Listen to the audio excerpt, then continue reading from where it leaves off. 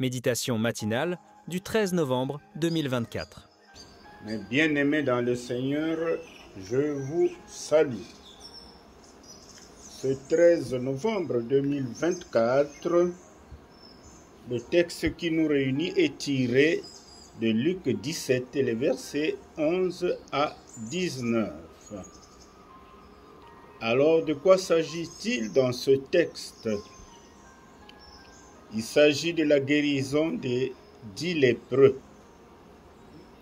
Mais nous pouvons intituler le texte ainsi qu'il suit: reconnaissance et ingratitude.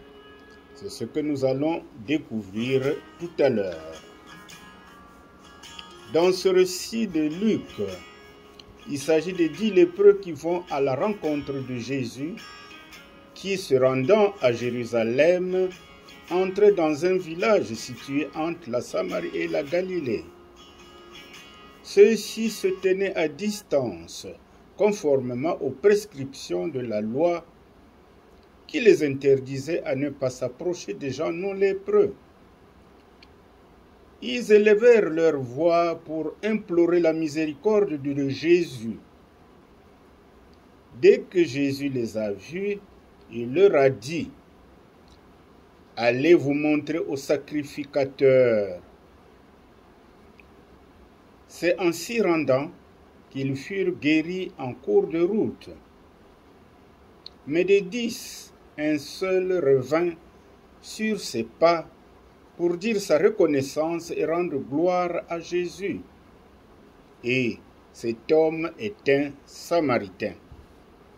Alors, mes bien-aimés dans le Seigneur, quel enseignement tirer de ce récit merveilleux? Alors, ce qui nous intéresse dans ce récit, c'est le comportement des lépreux qui viennent d'être guéris. Et nous allons découvrir que finalement, les 9 lépreux juifs délivrés, comme les Samaritains, ne se sont pas laissés diriger par la grâce dont ils avaient été l'objet. Tout en étant guéris, ils ne vont pas plus loin. Nous parlons là de 9 lépreux juifs. Par contre, le Samaritain, hors du giron de la loi, revient naturellement à Jésus, qui est la source de la grâce.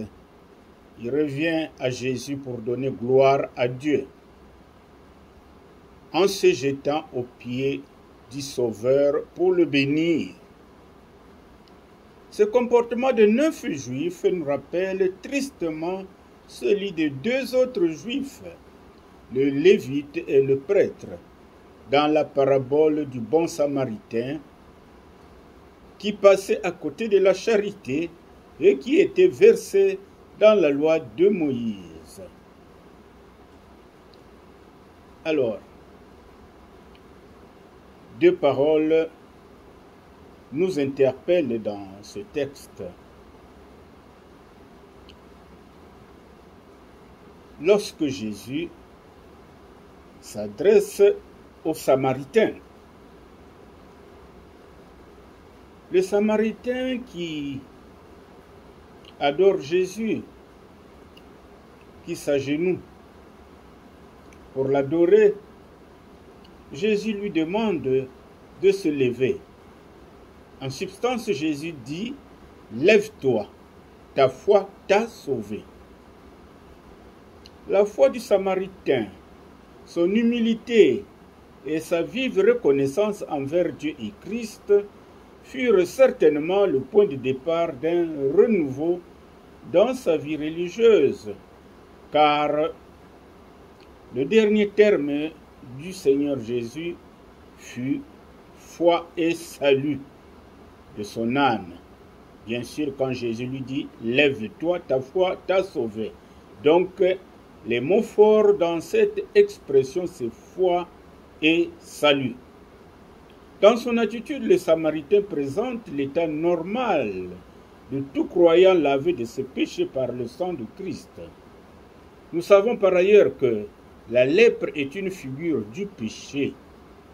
Ainsi, le Samaritain est devenu un adorateur de Dieu révélé en Christ, un Dieu qui apporte la grâce à ceux qui l'accueillent dans la foi.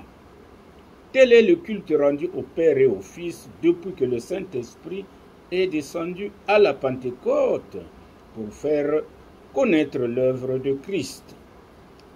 Telle devrait être aussi notre attitude au pied du Seigneur, source de bonheur, d'amour et de lumière. La deuxième parole qui nous interpelle, celle que Jésus prononce à l'endroit du Samaritain. Où sont donc les 9 autres? Rappelons qu'ils étaient 10 lépreux, dont 9 Juifs et un Samaritain. Donc Jésus s'adresse aux Samaritains en lui demandant « Où sont donc les 9 autres ?» Jésus prononce ces paroles avec la tristesse que lui inspire l'ingratitude des enfants de son peuple.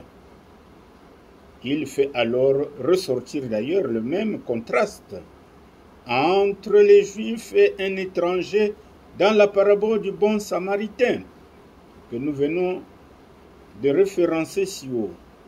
Alors, l'adage de Jésus ici se vérifie. Les premiers seront les derniers.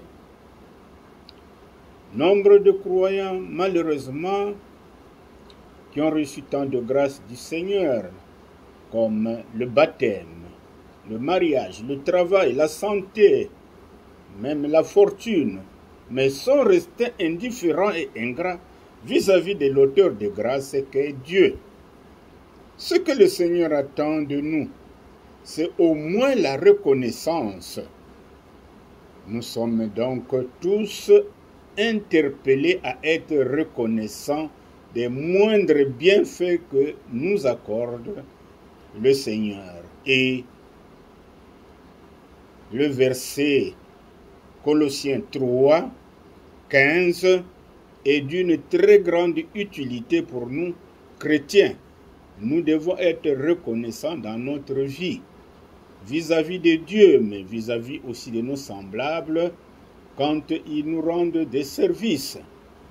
Voilà, mes bien-aimés dans le Seigneur, ce que nous avions pensé partager avec vous. Continuez de réfléchir au texte et le Seigneur va davantage vous donner de bonnes inspirations qui vous aideront à marcher dans la miséricorde et surtout dans la reconnaissance de tout ce que le Seigneur fait pour chacun de nous.